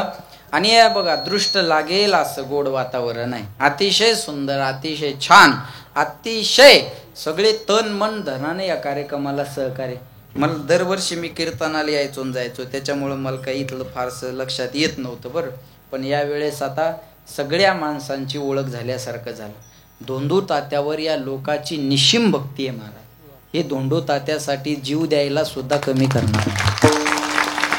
काल अंगठी दिली एका माणसानं 1 तोळ्याची अंगठी धोंडू तात्याला. उद्या मला 2 आणणार आहे. त्याचं नाव नाही माहित मला. तुम्ही हसून काऊन नुकसान करायला लागले माझं? माझ्या कानावर आलं म्हण ते. बरोबर आहे ना? लक्षात ठेवा. लक्षात घ्या आमच्या गुरुजीनं ₹1,00,000 दिले कथेसाठी. एकट्या माणसांना. सानप महाराजाची कथा बरोबर आहे शेळके मामा. सानप महाराजाची कथा घ्यायची ना ₹1,00,000 मी माझे देतो. अजून बऱ्याच जणांना 21, 11, 31 असे दिले बरं का. लक्षात ठेवा. हे सांगायचं तात्पर्य एवढंच आहे. हे धोंडू तात्यासाठी हे इकडं ₹1,00,000 देणारे हे एक. बरोबर आहे ना? त्यांनी सुद्धा ₹1,00,000 एका माणसानं 10,51,000 पेटीत आणून टाकली. नाव बी माहित नाही त्याचं. लक्षात घ्या. एकान रोड टचची 5 एकर जमीन दिली तात्यांना. Road touch highway touch. महाराज ही सोपी गोष्ट आहे का? अरे जमिनीसाठी खुनं होतात. ही उदाहरणं आहेत. जमिनीसाठी भाऊ भावाच्या खुनापर्यंत जातो. इथं तात्यासाठी 5 एकर द्यायला लोक तयार होतात. ती तात्यावर असणारी श्रद्धा आहे. तात्यावर असणारी लोकांची श्रद्धा आहे महाराज. लक्षात ठेवा. म्हणून माझ्या सगळ्यांना विनंती आहे या कार्यक्रमाला सगळ्यांनी भरभरून सहकार्य करा. तात्याच्या कार्यक्रमातलं तुम्ही नाही दिलं तर काही राहणार नाही. पण तुमचा वाटा पडणार नाही. बस तात्यांचा कार्यक्रम काही राहणार नाही पण तुमचा वाटा पडणार नाही. आणि आता काही अवघड नाही देवाला द्यायला. होय माऊल्या हो देवान दिलंय नाही कळलं का तुम्हाला? देवान दिलंय आणि देवालाच द्यायचंय. आता तरी टूप पेटली का? देवान दिलंय देवा भाऊन दिलंय आणि देवा भाऊलाच द्यायचंय. कळलं माझं बोलणं तुम्हाला? तुम्हाला आता पगार चालू जाईल. लोकायला शिकून शाळा नोकरी पगार नाही. अंगठ्यावर 1,500 आणायला लागला आणि 1,500 नवऱ्याच्या नाकात बोट घालायला लागला. बोलायचं नाही तुम्ही बोलायचं नाही. 1,500. मला फक्त शंका एक होती. ह्या नवऱ्याची आखी पगार घेऊन नवऱ्याचं ऐकत नाही. 1,500वर सरकारचं ऐकतील का या अगोदर शंका होती. पण बिचाऱ्याने इमानदारी ठेवली बरं मावल्यानं. आणि सरकारनं बी याच्यावर विश्वास ठेवला. त्याला माहिती हे लय जालिम माणसं आहेत. हे सगळं हाणतील आणि कुठं बी जातील, बरोबर आहे. पण बाया आहे ना आपली जबाबदारी बजावली महाराज. फक्त यायचा एक गोंधळ झाला. शेळके मामा मागं 7-8 महिन्यापूर्वी एक योजना चालू झाली, शिंदे साहेबांनी चालू केली. 75 वर्षाच्या पुढं महिला पुरुषांना एसट्या फुकट. आणि त्या एका महिन्यात बाया 10-10 वर्षांनी मोठ्या झाल्या. कळलं तुम्हाला? केलं कळणार काऊन नाही? वय वाढून घेतले ना यांनी. 65चं 75 केलं, बरोबर आहे ना. आणि आता बघा संतोष भाऊ, कार्डावरचं वय वाढवणं सोपं आहे, तोंडावरचं कसं वाढवणार? 65 आणि 75 डिफरन्स कळत नाही का? कळतो ना. मग ते एसटीत बसल्यावर मजा येते बा. ती बाई कार्ड देती आणि कंडक्टर कार्डाकडे पाहतो.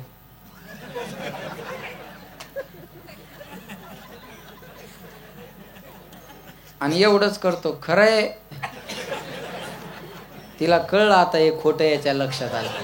ही त्याच्या वजन टाकते. थोबाडाकडे काय पाहायला, कार्टाकडे पाय ना. अधिकारी येडाय खाली आला, बापाची एसटी असल्यावानी करायला लागला. कामाले तर कामापुरतच कराव. लिहिलं ना 75 फाड. आणि ते फुकटचा एसटीचा प्रवास सुरू झाला व्हायचा. त्या लालपरीचा प्रवास, एसटीला लालपरी म्हणतात ना, म्हणजे ही परी त्या लालपरीत फुकट फिरू लागली. पण या परीला काय माहित पुन्हा एक योजना येणार आहे. आणि लोकसभेच्या अगोदर आणखी एक योजना आली. कोणती? लाडकी बहीण. आणि तिची वय मर्यादा 75 वरून पुन्हा खाली कितीवर आणली? 65 वर. केले कर्म झाले त्याचे भोगाने, उपजले मेले ऐसे गेले. हरी हरी. हा, जिचा परवाचा हप्ता आला तिच्या तोंडावर आनंद मावना. आणि वय वाढून घेणारी आता थोबाड जोडून घ्यायला. कुठून दुर्बुंदी सुचली, बुंदी खाऊन जाय तू आता. पण आमच्या गावातल्या शांताबाईनं दोन्ही योजनेचा लाभ घेतला. म्हणलं शांता का परवाचा हप्ता आला का? आला म्हणे महाराज. म्हणलं एसटी ती बी फुकट आहे. म्हणलं 65 आणि 75 असं दोन्ही योजनेत कस काय वय बसन? तू काय देवभाऊची मेवणी थोडीच आहे. नाही म्हणे महाराज, 2 आधार कार्ड काढले, एका 65 केलं आणि एका 75 केलं. म्हणलं धन्य माता पिता तयाची या, पुढे कन्या पुत्र होती जे सात्विक, तयाचा हरीख वाटे देवा. वा, छान आहे म्हणलं. बरोबर आहे ना माया. हो मग काय जड एका देवाला द्यायला एक हप्ता दिला की सप्ताह झाला तुमचा. एक हप्ता आणि इकडं सप्ताह. ओके कार्यक्रम, बरोबर आहे. म्हणून सगळ्यांनी मदत करा, सगळ्यांनी सहकार्य करा. आणि चांगल्या चाललेल्या कार्यक्रमात गालबोट लागू देऊ नका. खूप मोठ्याचं स्थान आहे हे, जपा त्याला. महाराज जी तुमची श्रीमंती आहे, धोंडू तात्या ही डोंगर शेळकीची श्रीमंती आहे. लक्षात आलं? तुमच्या डोंगर शेळकीची श्रीमंती कोण? चला तात्या बाजूला करा. काय आहे तुमच्या गावात? बोला. अरे शिर्डी मधले साईबाबा बाजूला करा. काय